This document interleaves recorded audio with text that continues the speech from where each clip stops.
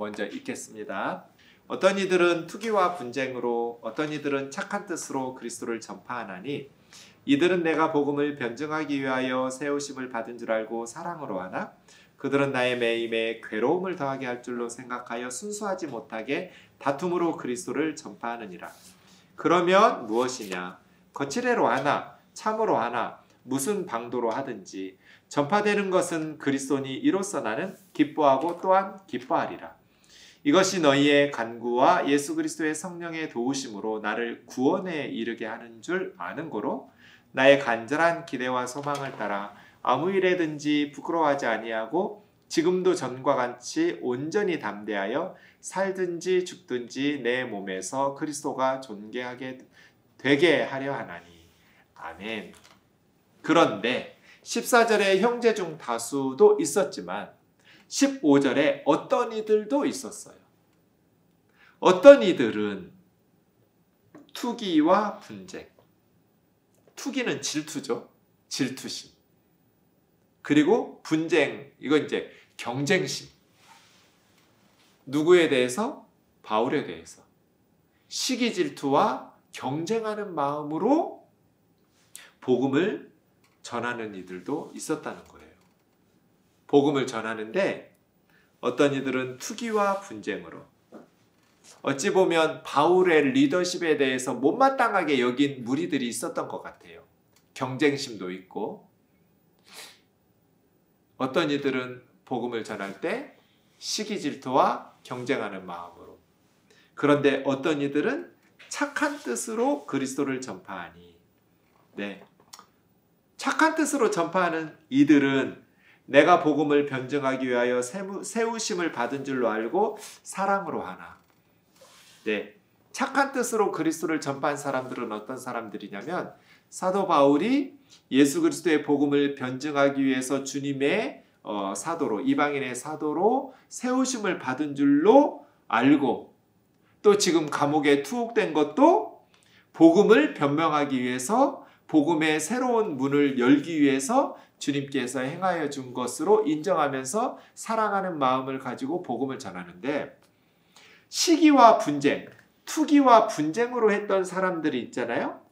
이 시기 질투와 분쟁심, 경쟁심을 가지고 복음을 전했던 그들은 나의 매임에 괴로움을 더하게 할 줄로 복음을 전했다는 거예요. 나의 매임에 괴로움을 더하게 한다는 건 뭐예요?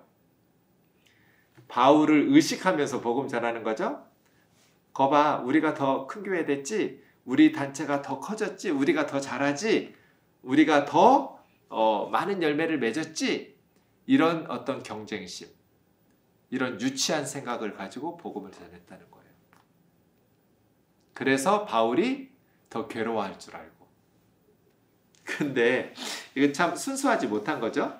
순수하지 못하게 다툼으로 그리스도를 전파하느니라. 그리스도를 위해서 복음을 전해야지 경쟁심을 가지고 바울에게 괴로움을 더하게 하려고 순수하지 못한 방식으로 어찌 보면 자신들의 세력을 키우고 자신들을 과시하기 위해서 복음을 전했다는 거잖아요. 네, 그런 어떤 이기적인 마음을 가지고 복음 전한 거예요. 자기 집단 위해서, 자기 공동체 위해서. 근데 바울은 한 수 위였어요. 그러면 무엇이냐? 거칠애로 하나 참으로 하나 무슨 방도로 하든지 전파되는 것은 예수 그리스도니까 나는 기뻐하고 또한 기뻐하리라. 괴로움을 더하게 할 줄로 알고 막 시기 질투를 가지고 전했는데 바울은 기뻐하고 기뻐했어요. 네. 기뻐하고 기뻐한 건 진짜 기뻐한 거예요. 막 하늘을 날듯이 날아갈 듯이 기뻐한 거예요. 바울은. 왜냐하면 그렇게 전파되는 것도 예수님의 복음이 전파되는 거니까. 예수 그리스도가 전파되는 것이니까 중요한 건 그리스도가 전파되는 거지. 네. 저처럼 말한다면 우면동 교회를 통해서 복음이 전파되든지 아니면 동네 여러 교회들이 있어요. 주변에 여러 교회들을 통해서 복음이 전파되고 그 교회들이 점점 부흥하고 그 교회들이 커지든지. 예. 제가 새벽 기도회에 저는 이제 새벽마다 교우들 픽업해서 같이 교회 함께 와서 기도하는데요. 이렇게 우리 교우들을 싣고 우리 교회 쪽으로 오다 보면 중간에 큰 교회가 있어요. 새로운 교회라고. 네, 교총에서 예배드리는 큰 교회가 있는데 거기는 교회가 크니까 성도들 차가 계속해서 들어가요. 근데 우리 교회는 작은 교회니까 뭐 우리 교회로 오는 차는 몇 대 안 되잖아요. 네, 그쪽으로 계속해서 차들이 수십 대 들어가요. 새벽기도 하러. 근데 그때마다 제가 에브리데이 기도해줘요. 하나님, 오늘도 저 교회 가서, 새로운 교회 가서 새벽에 이 추운데 기도하러 가는 성도들 은혜 받게 해달라고. 누가 설교하는지, 부목사님 설교하는지, 담임 목사님 설교하는지, 전도사님 하시는지 모르지만 성령님 함께 해주셔서 이 귀한 성도들, 새벽을 찾아오는 저 귀한 성도들에게 좋은 귀한 하나님 말씀 전하게 해달라고 항상 기도해줘요. 딴 생각하다가도 그 차들을 보니까 매일 기도하게 돼요. 그리고 오른쪽에 있는 교회가 또 하나 있어요. 조금 더 오면. 그래서 보이는 교회 또 기도해줘요. 하나님, 우리 벌떼교회인데요. 벌떼교회에도 큰 은혜를 부어달라고 성도들 보내주시고 오늘 새벽에도 함께 기도할 때 또 우리 교회 우리 교회 교우들이 열심히 전도해가지고 많은 영혼들이 구원받으면 좋겠지만 우리 교회 아니면 어때요? 전파되는 것은 그리스도인데 이 동네 사람들이 다 예수 믿으면 된 거죠. 우리 동네 사람들이 예수 믿고 천국 가면 되지. 굳이 꼭 우리 교회, 니네 교회, 이 땅에서야 네 교회, 내 교회 있지 천국에 가면 무슨 교회가 무슨 교회 출신 이런 게 어디가 있어요? 다 한 가족일 텐데. 천국에 가면 장로교도, 감리교도, 성결교도, 침례 이런 게 무슨 의미가 있고 뭐 무슨 교회니 무슨 교회니 이런 게 무슨 의미가 있어요? 그러니 우리는 천국에서 삶을 땡겨가지고 이런 가불은 좋은 가불을 하는 거죠. 이 땅에서 살아야죠. 장차 천국에서 누릴 행복을 이 땅에서 누리면서 살아가는 것. 그것이 저는 그리스도인의 삶이라고 보는데 이 땅에서 우리가 그리스도인의 삶을 산다면 바울처럼 그렇잖아요. 시기와 경쟁이 많은 그래서 이거 좀 덕스럽진 않은데 제가 신대원에 다닐 때 이제 과목 중에 목회학 과목에 특별 강사를 가끔 이제 선배 목사님들 초청해서 수업을 듣는 강의가 있었어요. 근데 이제 제 친구가 그러더라고요. 훌륭한 목사님 모신다고 선배 목사님 모시니까 가자고. 저는 안 들어도 되는 수업이었는데 그냥 그렇게 외부에서 오면 오픈해놓고 원하는 사람 청강하도록 그런 신대원 수업이었는데요. 그래서 저는 제가 신청한 수업도 아니었지만 그 선배님 오신다고 해서 목사님 강의 들으러 우리는 전도사고 목회 경험이 없으니까 경험이 많은 그리고 개척에서 큰 교회를 일군 그런 목사님 선배님 강의 들으러 갔는데 지금도 잊혀지지가 않아요. 이제 후배들에게 이렇게 가르치는 거죠. 진심으로 가르친 거예요. 우리가 어떤 자세로 목회를 해야 되느냐면 새벽 기도회에는 동네 분들이 오신다. 그 중에 다른 교회가 머니까 다른 교회 다니는 성도들도 동네 교회인 우리 교회로 온다. 그럴 때 목사는 어떤 마음으로 설교를 하고 기도를 해야 되냐면 그 성도가 우리 교회로 옮길 수 있도록 설교해야 된다. 열심히 준비해서. 우리 교회는 그런 성도가 많다. 그래서 제가 자리를 박차고 나왔어요. 중간에. 여러분, 그게 옳아요? 남의 교회 성도 우리 교회로 올 수 있도록 기도하는 게 그리고 그런 마음으로 설교하는 게 옳은 마음이에요? 저는 지금도 동의할 수 없어요. 그렇게 해서 교회 키워서 뭐 하려고요? 큰 교회 해서 뭐 하려고? 제가 목회해 보니까 그 선배 목사님이 진짜 나쁜 놈이더라고요. 왜냐면 우리 성도 한 가정이 다른 교회로 갈 때 가슴 찢어지게 아파요. 목회자가 그래요. 물론 어쩔 수 없이 뭐 멀리 이사 가서 다른 교회로 옮길 때 괜찮아요. 마음이 좀 그래도 괜찮아요. 근데 멀리 이사 간 것도 아니고 그럼 정말 목회자는 죄책감에 빠지고 내가 설교를 못하니까 우리 교회가 안 좋은 교회니까 내가 목회를 못해서 이런 어떤 정말 너무 힘들어요. 그리고 성도님들이 그렇게 한 가정 한 가정 떠날 때마다 다른 교우들에게 미안하기도 하고요. 정말 가슴 아프더라고요. 그런데도 목회하다 보면 제가 부족하니까 그런 일들이 발생하곤 하죠. 네. 마음으로는 이렇게 다짐해요. 우리 교회에서 은혜 못 받느니 정말 은혜 받는 교회로 가는 게 훨씬 낫죠. 그 가정을 위해서. 그런데 나 자신에 대해서는 그렇게 너그럽게 마음 편하게 생각은 안 되더라고요. 그분들을 위해서 잘된 거야. 하나님께서 정말 그게 맞죠. 은혜 못 받는 우면도교회 다니는 것보다 정말 바른 설교 듣고 은혜 받는 교회로 옮겨서 주님 앞에서 가정이 얼마나 힘들면 교회로 옮겼겠어요. 그래서 그게 맞다고 생각하는데 이제 저는 목회하니까 어쩔 수 없는 상황에 그런 일들이 발생하는 것들은 피치 못하겠지만 그걸 위해서 기도하고 그런 자세로 설교하고 목회한다? 이건 진짜 양아치죠. 그래서 그 목사님 제가 알아요. 누구라고 말한 적은 한 번도 없는데 그런 목사님이 계셔요. 그래서 그 교회로 이렇게 후배들이 이렇게 부교육자로 간다고 할 때 좀 제가 또 그렇다고 말은 못 하겠더라고요.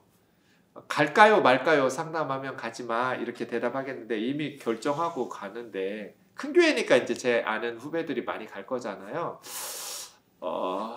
그래 잘해 요 정도 하지 그 목사님 비난을 또 할 수는 없겠더라고요. 어쨌든 네 이런 상황인 거죠. 순수하지 못하게 복음을 전하는 사람들이 있어요. 시기와 경쟁을 하듯이 옆에 있는 이웃교회 목회자들 마음에 상처 줘가면서 옆에 있는 성도들 막 으스대면서 너희 교회 몇 명이야? 우리 교회 몇 명 됐어? 우리 동역자들 친구들 만나면 우면도교회 몇 명 모여? 그냥 아무 생각 없이 물어요. 그럼 저는 항상 대답이 똑같아요. 악한 호기심을 버려. 몇 명이 알아서 뭐 하려고 그런 거. 악한 호기심을 버리라고. 그 몇 명이 뭐가 중요하냐고. 그 속에 있는 한 사람 한 사람이 중요하지. 우리에게 맡겨주신 하나님의 양들 한 사람 한 사람 잘 목양하는 게 중요하지. 숫자가 무슨 의미가 있어요? 그죠? 그런데 이런 것들을 가지고 경쟁하고 시기하고 있는 거예요. 선교사님들 만나보면 현지인들 때문에 힘든 거 있죠. 그런데 현지인들 때문에 힘든 건 힘들지 않아요. 진짜 선교사들을 힘들게 하는 건 동료 선교사들이에요. 바울을 힘들게 한 거는 바울이 이렇게 편지는 썼어도 저는 목회자로서 힘들었을 것 같아요. 마음이 슬펐을 거는 같아요. 복음이 전파되는 건 기뻐하고 기뻐했겠지만 그런 행태를 보이는 동료 선교사들이나 그런 사역자들은 굉장히 바울을 슬프게 했을 것 같아요. 씁쓸하지 않았을까요? 왜 저럴까? 선교사들을 힘들게 하는 사람은 선교사들이에요. 그러면서 시기하고 제가 전도사 때 청년들 데리고 단기 선교를 갔었는데요. 가서 여권을 잃어버린 거예요. 그것도 모르고 2주간 사역 마치고 이제 오려고 한국으로 돌아오는 전날 밤 찾아봤는데 제 여권만 없는 거예요. 그래가지고 일주일 동안 여권을 다시 만들어서 있었는데, 그렇게 여권을 다시 만들면서 이제 우리 청년들은 다 한국으로 보내고 저만 남아서 선교사님하고 며칠 더 있다가 혼자 한국에 왔잖아요. 뭐 여권을 부주의하게 잃어버린 건 저의 잘못이지만 하나님의 뜻도 있었던 것 같아요. 선교사님하고 단둘이 지내면서 매일 새벽 2, 3시까지 하루 종일 이야기하는 것도 모자라서 밤새도록 얘기했어요. 근데 선교사님이 너무 가슴 아픈 얘기를 쏟아내는 거예요. 누구한테도 쏟아내지 못한, 한국교회에 와서 쏟아내지 못한. 이슬람 지역에서 복음을 전하기가 얼마나 힘들어요. 생명의 위협을 느껴가면서 죽을 고생해서 한 영혼 한 영혼 전도했어요. 근데 어느 날 한국에서 새로운 선교사가 왔어요. 선배 선교사니까 잘 도와줬죠. 정착하도록. 근데 어느 날 그 교회 바로 길 건너에다가 교회를 지었어요. 새로 온 선교사가 예배당을 새를 얻어가지고 했어요. 어느 날 이 교회 오래된 선교사님 교우들이 1명, 2명 안 나오는 거예요. 나중에 알아봤더니 길 건너 새로운 선교사 교회로 가는 거예요. 왜 갔나 봤더니 주일마다 여기서 달러를 주는 거예요. 제가 말로만 들었는데 진짜 들으니까 피눈물을 쏟으면서 울더라고요. 선교사가. 자기가 도와줬는데. 그래서 새로운 선교사가 왔다고 기뻐했는데 새로운 선교사가 그런 못된 짓을 하고 있는 거예요. 선배 선교사가 와서 전도한 성도들을 달러 주니까 그 가난한 나라 사람들이 그 달러 받으려고 주일마다 그 교회 가는 거예요. 그거 비디오로 찍어가지고 한국 교회에 방영해주고 간지 얼마 되지도 않았는데 이렇게 무슬림 지역에서 많은 성도들이 열매를 맺으니까 한국 교회에 돈이 막 쏟아져 오는 거예요. 또 이 선교사는 한국에 올 때마다 막 눈물을 흘리면서 하나님께 영광 돌린다고 막 이렇게 하고 십자가의 은혜고 여러분의 기도한 덕분이고 막 이런 식으로 이런 걸 뭐라고 그래요? 사기꾼이라고 그래요. 그래서 그 많은 돈으로 자기 자식들 미국에 있는 학교가 무슨 학교야? 영국으로 가야지. 훨씬 더 비싼 학비 들여가면서 예수님 안 믿는 거죠. 하나님의 심판을 믿으면 그렇게 할 수 있을까요?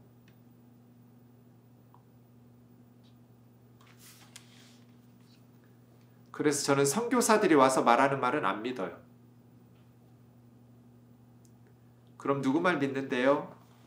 그 지역의 다른 선교사들 그리고 한인들 많이 보이잖아요. 어떻게 사는지. 사기꾼들, 말 잘하는 선교사들에게는 막 선교비가 쏟아져 흘러 넘쳐요. 근데 진실하게 선교비 달라는 말도 못하고 진실하게 선교지에서 그 현지인들 붙들고 울면서 하나님 바라보면서 제대로 선교하는 선교사들은 돈 달라는 말도 못하고 자기 홍보할 줄도 모르고 그냥 착하고 순수해가지고 그게 진짜 선교사들 아니에요? 그런 진짜 선교사들을 알아볼 줄을 모르고 한국교회는 너무나 많은 자원이 쓸데없는 곳으로 흘러가고 있다. 이게 제 판단이에요. 제가 돌아다녀 보니까 그렇더라고요. 선교지에서 근데 제가 또 선교하는 그 파송교회 가서 고자질할 수도 없잖아요. 고민은 많이 해요. 알려줄까? 좀 알아보고 후원하라고? 근데 또 이게 쉽지가 않아요. 뭐 직무유기 같기도 하고 또 그래서 그런 답답한 상황이 한두 번이 아니에요. 그냥 우리 선교사가 많은 성도 불러 모으니까 괜찮아요? 다른 교회가 파송한 선교사의 눈에서 피눈물 쏟아도 괜찮은 거예요? 저는 그건 아닌 것 같아요. 다른 교회 다니고 있는 성도들, 교회 안 다니는 성도들 데려와야죠.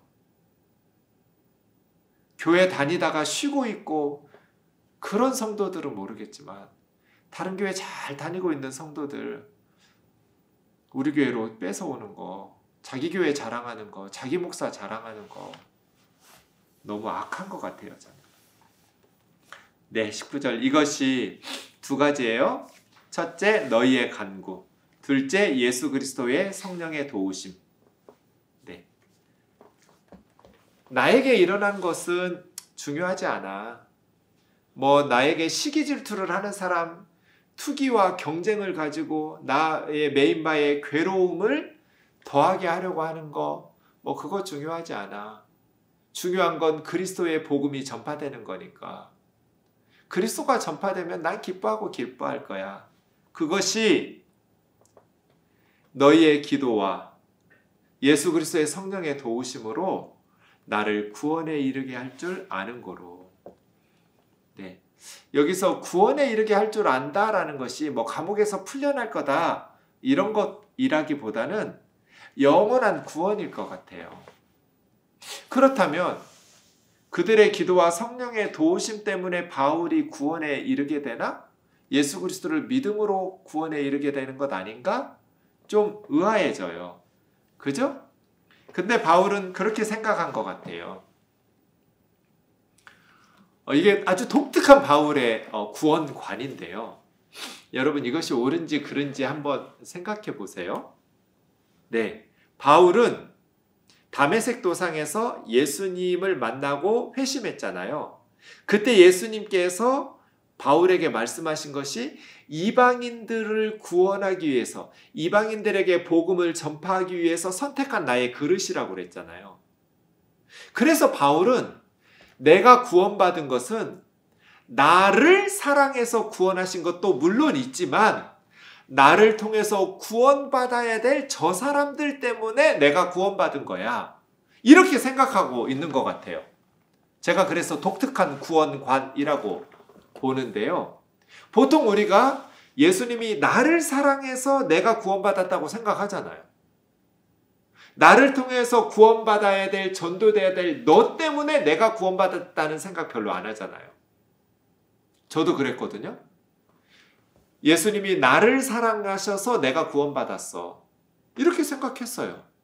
근데 바울을 보니까 나를 사랑하셔서 내가 구원받은 게 아니라 나는 미친놈처럼 예수 믿는 사람들을 잡아 죽이고 박해하고 그래서 나는 죄인 중에 괴수고 미쳐 날뛰고 있을 때 다메섹 도상에서 나를 부른 거예요, 주님이. 왜? 나를 통해서 구원받아야 될 저 사람들 때문에. 그래서 바울은 자기의 구원의 원인을 자기 자신에서 찾지 않고 자기를 통해서 구원받아야 될 성도들에게서 찾은 거예요. 그러면 뭐예요? 저 사람들이 구원받아야 내가 구원받은 거야. 주님이 저 사람들 위해서 나를 구원해 주셨으니까. 나는 스데반 죽일 때 앞장서서 죽였고 감옥에 수없이 많은 성도들을 가두면서 교회를 아예 그냥 잔멸하고 다녔었는데 그런 나를 주님께서 불쌍히 여기셔서 구원해 주신 것은 나를 통해서 구원받아야 될 성도들 때문이야. 저 사람들 때문이야. 그러니 나는 나의 구원의 빚을 갚아야 돼.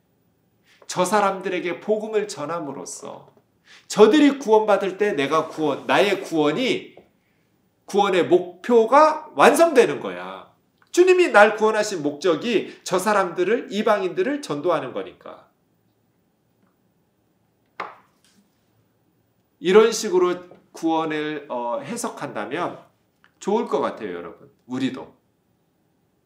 나를 사랑하셔서 나 때문에 구원하신 거 맞아요. 그런데 나 때문에 나를 사랑하셔서 해서 아멘하고 끝나지 말고 나를 통해서 구원받아야 될 사람이 있기 때문에 나를 구원하신 거야. 나는 구원받을 자격이 없는 죄인인데 나 때문에 구원받아야 될 성도들이 있기 때문에 영혼들이 있기 때문에 날 구원해 주신 거야 라고 생각한다면 우리는 신앙생활을 믿지 않는 자들을 위해서 더 많은 기도와 애정과 관심과 사랑, 우리의 자원을 쏟아 부으면서 살게 될 것 같아요. 그게 훨씬 더 그리스도인다운 삶일 것 같아요. 그래서 바울은 자신의 구원을 믿지 않는 자들에게 복음이 전파되는 것으로 해석해요. 저는 19절을 그렇게 봐요. 너희의 간구와 예수 그리스도의 성령의 도우심으로 나를 구원에 이르게, 구원 못 받았다는 거 아니에요. 자신의 구원이 더 분명하게 선명하게 드러나는 것.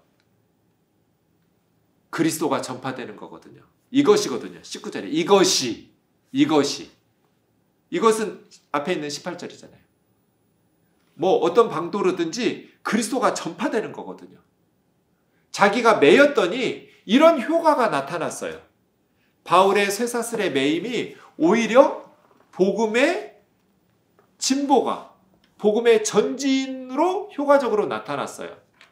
뭐 순수한 뜻으로 사랑하는 마음으로 전하는 형제들도 있었지만 불순한 동기를 가지고 이기적인 마음으로 자기 단체를 막 시기 경쟁하면서 바울과 비교하면서 이런 일들도 있었어요. 그럼에도 불구하고 그리스도의 복음이 전파됐어요. 그것은 나의 구원과 연관되어 있다고 바울은 보는 거예요. 바울이 이렇게 가르친 거예요.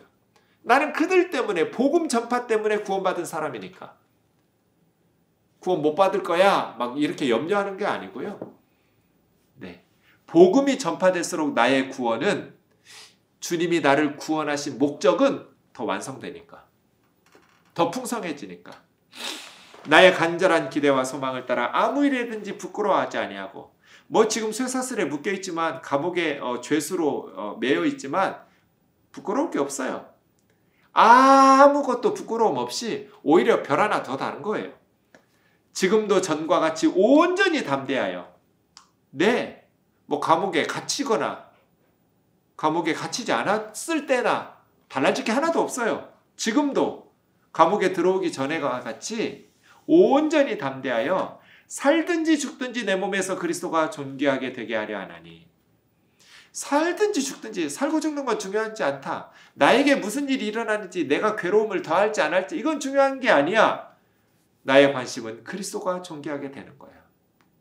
살든지 죽든지 그리스도만 존귀하게 되면 됐지 뭐. 예수님만 영광 받으시면 되지. 예수님만 요거도 먹지 않으면 되지. 세상 사람들에게 손가락질 받지 않으면 되지. 내가 뭐가 중요해?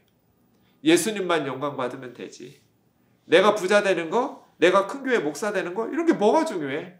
내가 가난하더지. 내가 뭐 병에 걸리든지 죽든지 감옥에 갇히든지 그리스도만 존귀하게 되면 되죠. 어디서든지 당당하게 주의 복음 전하면 되지.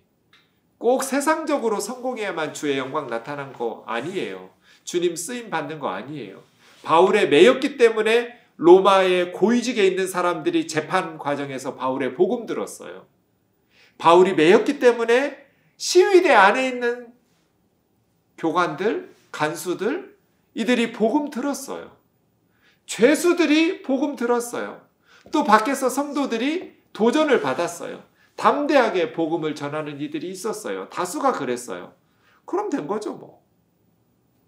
주님 앞에 그렇게 쓰임받고 살든지 죽든지 내 몸을 통해서 그리스도가 존귀하게 되었으면 좋겠다.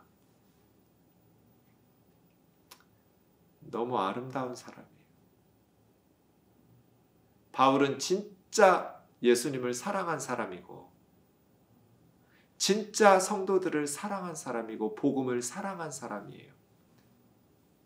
그걸 통해서 자기의 이익을 구하고 자기의 영광을, 자기의 자랑을 도모하지 않은 사람이에요. 이런 바울과 같은 교회, 바울과 같은 목회자와 선교사들이 많아졌으면 좋겠어요. 감사합니다.